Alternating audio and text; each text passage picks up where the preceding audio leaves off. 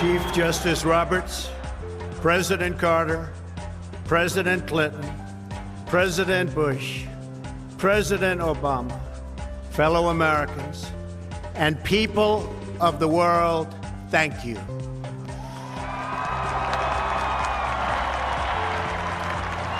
We, the citizens of America, are now joined in a great national effort to rebuild our country and restore its promise for all of our people. Together, we will determine the course of America and the world for many, many years to come. We will face challenges. We will confront hardships, but we will get the job done. Every 4 years, we gather on these steps to carry out the orderly and peaceful transfer of power. And we are grateful to President Obama and First Lady Michelle Obama for their gracious aid throughout this transition. They have been magnificent. Thank you.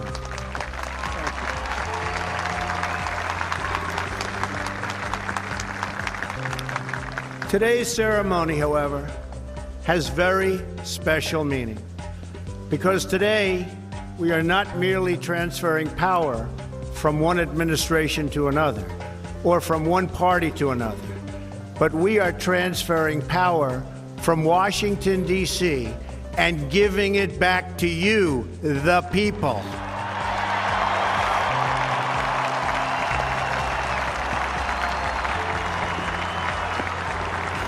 For too long, a small group in our nation's capital has reaped the rewards of government while the people have borne the cost.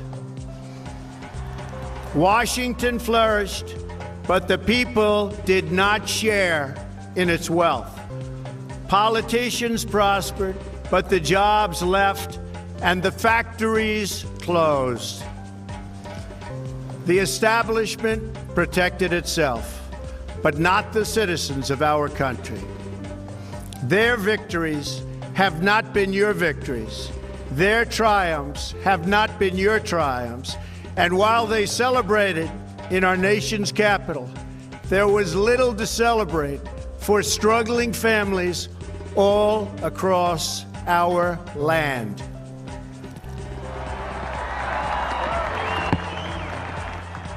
That all changes starting right here and right now, because this moment is your moment. It belongs to you.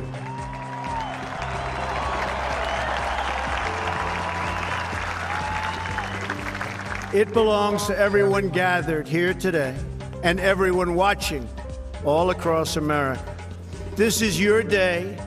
This is your celebration. And this, the United States of America, is your country.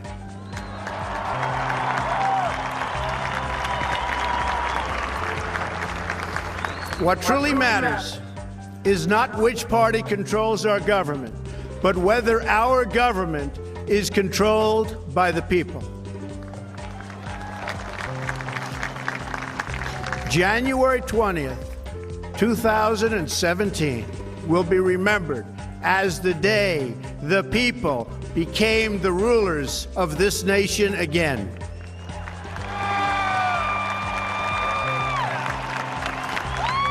The forgotten men and women of our country will be forgotten no longer.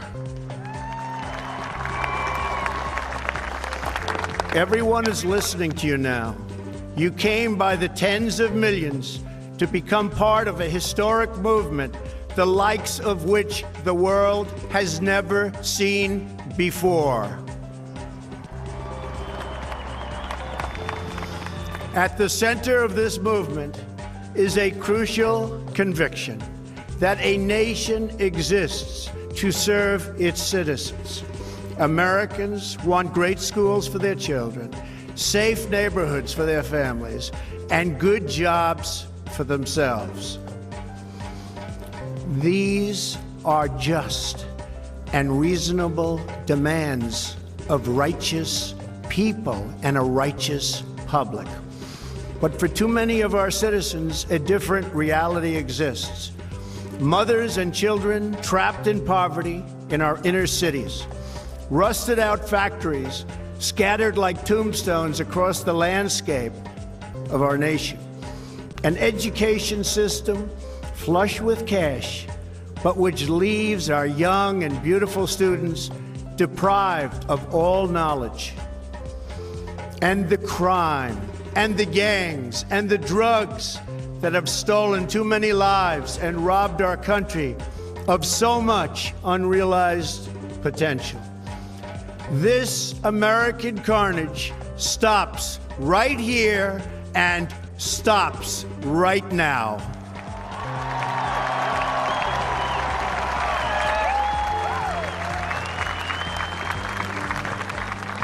We are one nation, and their pain is our pain.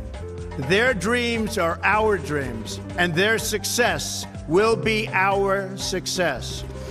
We share one heart, one home, and one glorious destiny. The oath of office I take today is an oath of allegiance to all Americans.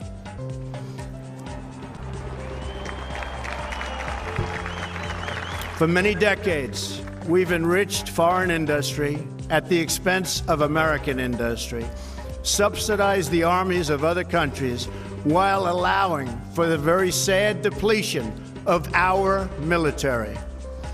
We've defended other nations' borders while refusing to defend our own.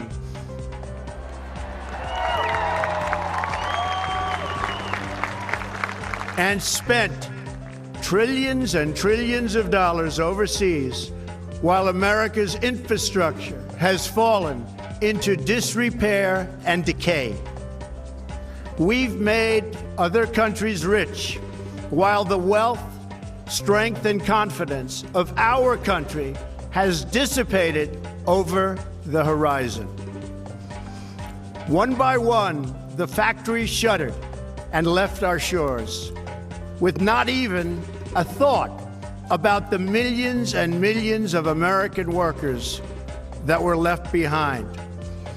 The wealth of our middle class has been ripped from their homes and then redistributed all across the world. But that is the past, and now we are looking only to the future.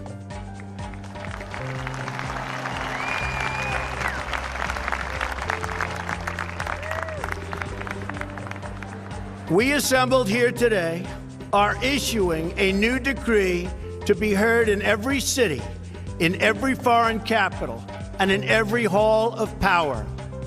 From this day forward, a new vision will govern our land.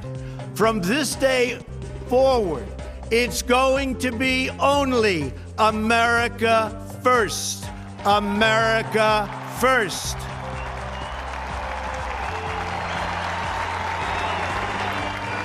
Every decision on trade, on taxes, on immigration, on foreign affairs will be made to benefit American workers and American families. We must protect our borders from the ravages of other countries, making our products, stealing our companies, and destroying our jobs.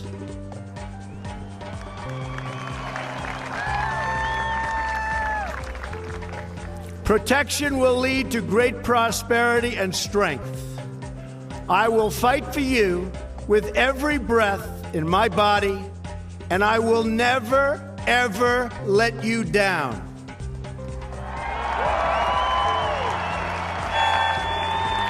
America will start winning again, winning like never before. We will bring back our jobs. We will bring back our borders. We will bring back our wealth. And we will bring back our dreams.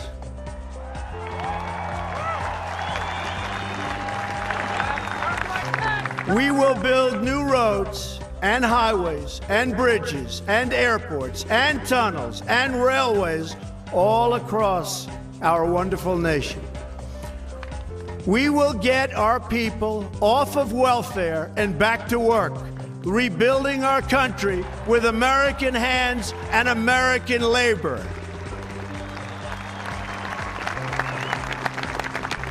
We will follow two simple rules: buy American and hire American. We will seek friendship and goodwill with the nations of the world, but we do so with the understanding that it is the right of all nations to put their own interests first. We do not seek to impose our way of life on anyone, but rather to let it shine as an example. We will shine for everyone to follow. We will reinforce old alliances and form new ones and unite the civilized world against radical Islamic terrorism, which we will eradicate completely from the face of the earth.